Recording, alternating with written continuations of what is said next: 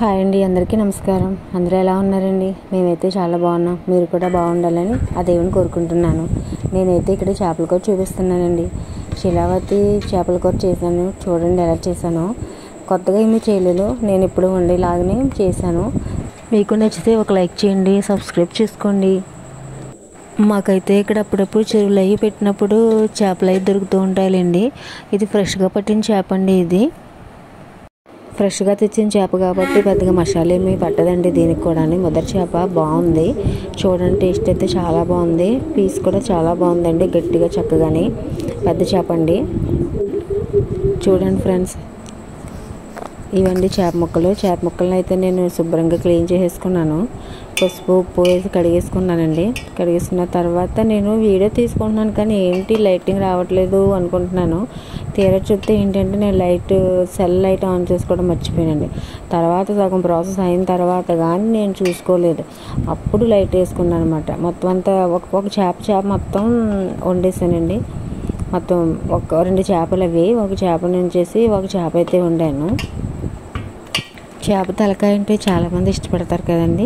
అలాగే చేపల ఫ్రై, చేపల పులుసు, ఇగురు, అలాగే ఒక్కొక్కరికి ఒక్కొక్క ఇష్టం ఉంటుంది. మేమైతే పులుసు కాదు, ఇగురు కాదు, అలా అడ్జస్ట్గా ఉన్నది ఇష్టపడతామండి. మీకు ఏదైతే ఇష్టం అండి కామెంట్ చేస్తారు కదా. ఇక్కడ చూపిస్తున్నాను చూడండి. మసాలా వేసుకున్నాను. మసాలా అయితే ధనియాలు, జీలకర్ర, వెల్లుల్లిపాయలు తీసుకున్నానండి. ఈసారి కొంచెం లవంగాలు, చెక్కలు వేసాను అంతే. ఎప్పుడు వేయను. ఉల్లిపాయల పేస్ట్ రెడీగా పెట్టుకున్నాను. ఉల్లిపాయలు, 2 టమాటాలు కచ్చాపచ్చగా మిక్సీ పట్టుకున్నానండి. అలాగే కొత్తిమీర, కొద్ది చింతపండు తీసుకున్నాను. చేపలు చూస్తే ఎక్కువ ఉన్నాయి, చింతపండు ఏమో తక్కువ ఉంది అనుకుంటున్నారేమో. మా చెట్టు చింతపండు అండి చాలా పుల్లగా ఉంటుంది. మాకైతే సరిపోతుంది. ముందుగా చింతపండు నానబెట్టుకున్నాను. నేను ఒకసారి వాష్ చేసుకొని వాటర్ వేసుకొని నానబెట్టుకుని పక్కన పెట్టుకుంటున్నానండి. మా చెట్టు ఎంత చింతపండు ఎంత పుల్లగా ఉంటుందంటే మాకు సంవత్సరం వస్తుందండి చింతపండు. ఇప్పుడు తర్వాత చేప ముక్కల్లో అయితే ఉప్పు పసుపు వేసి కారం మసాలాలు అన్నీ వేసి కలుపుకొని పక్కన పెట్టుకున్నానండి. ఇందాక రుబ్బుకున్న మసాలాయే కొంచెం ఇందులో కూడా వేసేసి కలిపేసి పక్కన పెట్టుకుందాం అనేసి కలిపేసానండి. కలిపేసి పక్కన పెట్టుకున్నాను. కారం అయితే సరిపడా ఇక్కడే వేసేసాను, కానీ ఉప్పు అయితే కొద్దిగానే వేసాను. మసాలా కూడా కొంచెమనే వేసాను. మళ్ళీ దించేటప్పుడు కొద్దిగా కూరలో వేద్దాం కదా అనేసి కొంచెం పక్కన పెట్టుకున్నానండి. సగం అయితే ఇందులో వేసి కలిపేసుకుంటున్నాను. మసాలా కూడా వేసుకొని కలుపుకొని ఒక అరగంట పక్కన పెట్టుకుంటున్నానండి. అల్లం పేస్ట్ అయితే వేయట్లేదు, ఎందుకంటే మా అమ్మగారు కానీ మా అత్తయ్య గారు కానీ అల్లం పేస్ట్ వేయడం నేను ఎప్పుడు చూడలేదు. ఎప్పుడు ఎల్లుల్లిపాయ, జీలకర్ర, ధనియాలు వేస్తే ధనియాలు, లేకపోతే ఉత్తి ఎల్లుల్లిపాయ జీలకర్రతోటే వండేసేవారండి. చాలా టేస్ట్గా ఉండేది. ఎందుకంటే మాకు ఫ్రెష్గా దొరుకుతాయి కదా, మరి అందుకు ఏంటో తెలియదు. కానీ చేపల్లో పెద్దగా మసాలా ఏమీ వేయరు.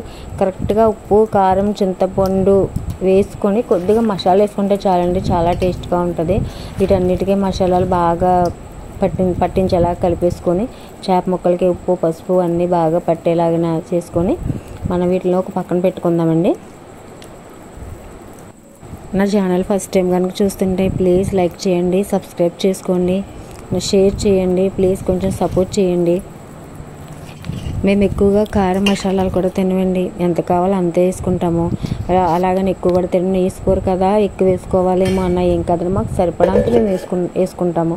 మసాలాలు కూడా అంతే. ఇప్పుడు చూడండి, ఆయిల్ పెట్టుకొని మొత్తం ఉల్లిపాయ పేస్ట్ అవి వేసుకొని బాగా ఫ్రై చేసుకుంటున్నాను. 2 ఉల్లిపాయలు తీసుకున్నానండి, 2 టమాటాలు తీసుకున్నాను. మిక్సీలో కొద్దిగా చేసుకొని పక్కన పెట్టేసుకున్నానండి. పక్కన పెట్టుకొని ఇది ఇప్పుడు ఆయిల్ పెట్టుకొని ఫ్రై చేసుకుంటున్నాను. ఫ్రై చేసుకునేటప్పుడే కొంచెం ఉప్పు అనేది వేస్తున్నానండి. కొద్దిగా ఉప్పు పసుపు వేస్తున్నాను. ఉప్పు పసుపు వేసుకొని ఆనియన్లో వాటర్ ఉంటుంది కదండి, వాటర్ ద్వారా అదంతా బాగా ఎగిపోయింది. చాలా రకాల చేపల కూరలు చూస్తానండి యూట్యూబ్లో. చాలా చక్కగా మసాలా అన్ని రకరకాలుగా వేస్తున్నారు, చాలా బాగుంటుంది. కానీ మనం ఎలా చేసుకుంటున్నామో వాళ్ళలా కాకుండా మనం అసలు ఇంట్లో ఎలా వండుతామో అలా వండుదాము అన్నట్టుగా నేను ఇది ట్రై చేశానండి. ఎలా ఉందో మీరే చెప్పాలి. కానీ మేమైతే ఇప్పుడు మసాలా వేసుకుంటాము, బాగుంటుందండి. ఎప్పుడైనా ఫిష్ ఫ్రై చేసుకుంటే ఫిష్ ఫ్రై మసాలా తెచ్చుకొని దాన్ని పట్టించుకుంటాము. ఈ మసాలా అది కలిపి అప్పుడు ముక్క పట్టేలా చేసుకుంటామండి. కానీ ఎక్కువగా మట్టికి ఎల్లుల్లిపాయ జీలకర్ర అది వేసుకుంటేనే సరిపోతుంది అంటారు. మరి ఉల్లిపాయ వేగేటప్పుడే కొంచెం కరివేపాకు, కొత్తిమీర కూడా వేసుకుంటున్నానండి.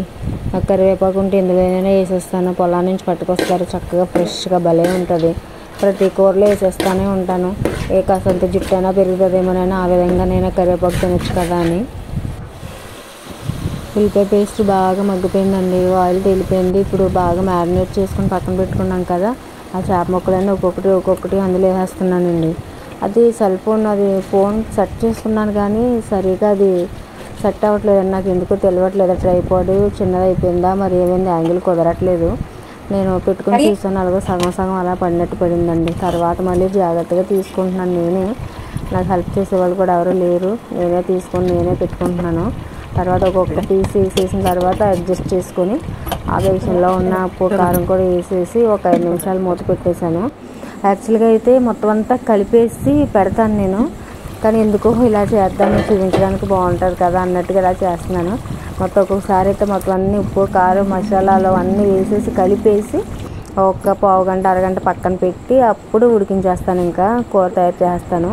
ఈసారి ఇలా చేద్దాం, కొంచెం చేప ముద్దరగా ఉంది కదా, ఫ్రై చేసుకుని పెట్టుకుంటే బాగుంటుంది కదా అన్నట్టు ఇలా పెట్టాను. అది మగ్గిపోయిన తర్వాత ఇంకా చింతపండు రసం కూడా గుజ్జుగా చేసేసుకొని చింతపండు రసం కూడా వేసేసుకుంటున్నానండి. వేసేసుకొని ఒకసారి కలిపేసుకొని కొద్దిగా వాటర్ కూడా యాడ్ చేసుకుంటున్నాను. ఎందుకంటే మనకి దించేటప్పుడే ఆ కన్సిస్టెన్సీ ఉంటే బాగుంటుంది. మరీ పులుసుగా ఉన్నా బాగోదు, బాగా ఎగురుగా ఉన్నా బాగోదు కదా. సరే, నేను ఎప్పుడు చిన్న చేపలు అయితే వేరే విషయం, పెద్ద చేపలు ఎప్పుడు వండినా కూడా బెండకాయలు వేసుకుంటాను. ఉంటాలే కానీ తప్పకుండా వేస్తాను బెండకాయలు. ఒక్కొక్కటి బెండకాయలు లేతగా ఉన్నాయో లేదో చూస్తున్నానండి, కోసేసి కట్ చేసి 2 ముక్కల కింద కట్ చేసి అందులో వేసుకుంటాను. అదేవిధంగా పచ్చిమిరకాయలు కూడా కట్ చేసుకుంటాను. ఉల్లిపాయలు పేస్ట్లో వేయను, పచ్చిమిరకాయలు సపరేట్గా ఇలా కట్ చేసుకొని ఘాట్లు పెట్టుకొని వేసుకుంటాను. అలా వేసుకుంటే బాగుంటుంది కదా అనేసి ఎప్పుడు అలాగే వేస్తాను. ఉండాలి కానీ తప్పకుండా వేస్తాను బెండకాయలు నేను. ఒక ఉడుకు వచ్చిన తర్వాత చూడండి ఎలాగ ఉందో అందులోనే పచ్చిమిరపకాయలు బెండకాయ ముక్కలు కూడా వేసేసి కాస్త, ఆల్రెడీ చేపలు కూడా చాలా త్వరగానే ఉడికిపోతుంది. ఇవి కూడా వేసిన వెంటనే ఒక 5 నిమిషాలకు ఉడికిపోయింది. లేత బెండకాయలు బాగున్నాయి, పచ్చిమిరకాయలు అవిని. నాకు ఎందుకో ఉప్పు కొద్దిగా చప్పగా అనిపించి ఉప్పు వేసుకున్నాను. మళ్ళీ ఒకసారి కలిపేసుకొని దగ్గరగా పెట్టుకుని మూత పెట్టేసుకున్నాను.